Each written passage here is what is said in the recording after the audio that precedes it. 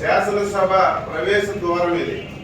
తెలుగుదేశం శాసనసభ్యులందరం కూడా 5 నిమిషాలు తక్కువ 9కి వచ్చి సభలు 9 గంటలు జరపాలని చెప్పి నోటీస్ ఇచ్చారు కాబట్టి మేము 5 నిమిషాలు తక్కువ 9కే వచ్చాం. ఇప్పుడు 9:10 నిమిషాలు అయింది. శాసనసభ కనీసం బెల్ల కొట్టలేదు. ఎందుకు కొట్టలేదంటే లోపల వైసీపీకి చెందినటువంటి 3 శాసనసభ్యులు ఉన్నారు.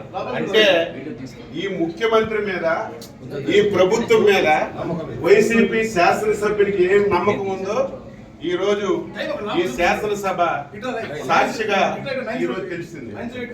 ఏది ఏమైనా సరే ప్రజాస్వామ్యాన్ని నమ్మినటువంటి వ్యక్తులుగా శాసనసభలో మాకు ఏ అవకాశాలు ఇవ్వకుండా, ప్రజా సమస్యలు లేవనెత్తకుండా, మమ్మల్ని ఎన్ని అవమానాలకు గురి చేసిన ప్రజల గురించి శాసనసభకు వచ్చి మా బాధ్యతని మేము నిర్వహిస్తున్నాం. ఇంత దారుణం ఎప్పుడు కూడా లేదు. 9-8 నిమిషాలు అయింది. ఇంత దారుణం ఏది ఏమైనా సరే ఈ 5 సంవత్సరాలు ఈ శాసనసభలో ఈ రాష్ట్రానికి ఉపయోగపడినటువంటి ఒక్క చట్టం కూడా చేయలేదు. ఈ శాసనసభలో ఏ చట్టం చేసినా సరే ఈ రాష్ట్ర వినాశనానికి దారి తీసిన చట్టాలే చేశారు. అందుకే ఈరోజు ఈ విషయాలన్నీ ప్రజలకు తెలియజేస్తున్నాం. దయ ఉంచి ప్రజలారా ప్రతి ఒక్కరు ఆలోచించండి. శాసనసభ అంటే ఈ రాష్ట్రానికి ఒక దేవాలయం.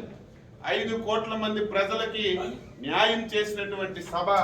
ఈ సభని ఇంత దారుణంగా తయారు చేశారు. ఈ రోజు జగన్మోహన్ రెడ్డి ముఖం చూడాలన్నా, శాసనసభకు రావాలన్నా నీ శాసనసభ్యులే ఈ రోజు రావడం లేదంటే ఇప్పటికైనా సిగ్గు తెచ్చుకోమని చెప్పి సందర్భంగా కోరుతున్నాం. 10 నిమిషాలు అయింది. మేము ప్రజాస్వామ్యాన్ని నమ్మిన వాళ్ళగా శాసనసభని గౌరవించాలని 5 నిమిషాల తక్కువ 9కి వస్తే నీ అధికార పార్టీ సభ్యులు ఒక్కరు కూడా రాలేదంటే బుద్ధి తెచ్చుకో జగన్మోహన్ రెడ్డి అని చెప్పి